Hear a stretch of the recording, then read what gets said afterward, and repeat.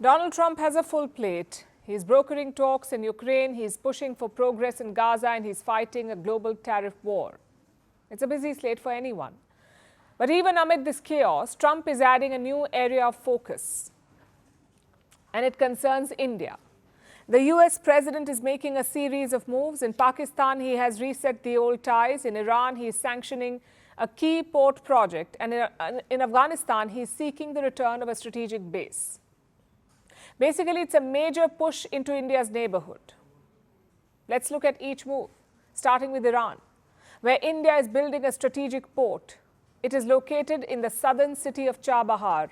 India is using this port, this Chabahar port, to access Central Asia. Look at the map. Chabahar can lead to Afghanistan, and Afghanistan leads to Central Asia, all of this without touching Pakistan. And that makes it a very important transit project for India, the Chabahar port. Last year, New Delhi signed a deal with Iran. It agreed to run a Chabahar terminal for 10 years. India also promised to pump in some money, $120 million in investments and $250 million in loans. This is over and above the $26 million that's already been spent on this. But that investment could now be at risk because of Donald Trump. You see, Trump has imposed crippling sanctions on Iran. They date back to his first term as president. But in 2018, he issued a waiver for Chabahar. Basically, the port was left out of his sanctions. Not anymore. Trump has lifted the sanctions waiver on Chabahar, so starting next month, all port entities will also be targeted.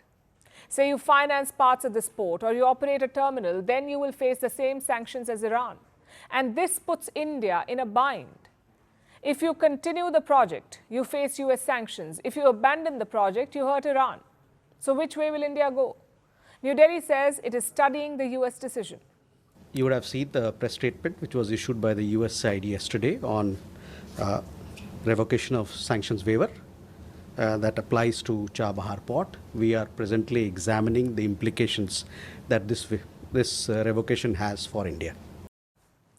Let's turn to Afghanistan now. In his first term as president, Donald Trump ended American intervention in Afghanistan. He agreed to pull out US soldiers.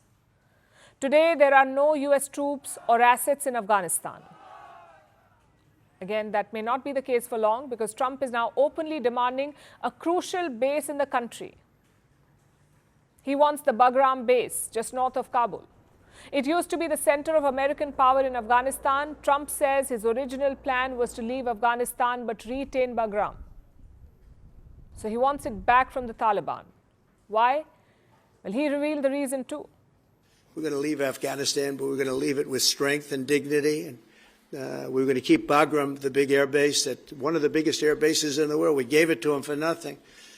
We're trying to get it back, by the way. Okay, that could be a little breaking news. We're trying to get it back because they need things from us. We want that base back. But one of the reasons we want the base is, as you know, it's an hour away from where China makes its nuclear weapons. The Taliban has responded. They're open to talks with the US, but on Bagram, it's a strict no. They do not want any more foreign troops on Afghan soil. Then you have Pakistan, a long-standing ally of the US. Trump has reset ties with Islamabad. After coming to office, he also approved a military package for them. In Bangladesh, the US military has become a regular guest. They have staged 3 drills in less than 60 days. Which brings us to India. Trump's India policy remains the same. On one hand, impose steep tariffs on Indian goods. On the other, sweet-talk the leadership. And he did the same yesterday. Listen to what he said. As you know, I'm very close to India. I'm very close to the Prime Minister of India. I spoke to him the other day, wished him a happy birthday. We have a very good relationship. He put out a beautiful statement, too. But I said, I sanctioned them. He says he sanctioned India. Well, technically, he hasn't. He has only imposed secondary tariffs on India. But the word sanction is a big taboo in India. We faced the brunt of Western sanctions in the last century. It's a word that brings back a lot of anger. Not that Trump may care. He continues to dismiss India's concerns and sensitivities. Consider his remarks on Operation Sindoor, the latest ones. Everyone knows what happened. Indian missiles brought Pakistan to its knees, so Islamabad reached out for a ceasefire, but Trump is spinning his own tale. he has once again claimed that he mediated the truce. We did 7, and most of them were not thought to be settlable. We did India and we did Pakistan. That's 2 nuclear. That was purely for trade. You want to trade with us, you're going to have to get along. And they were going at it hot and heavy.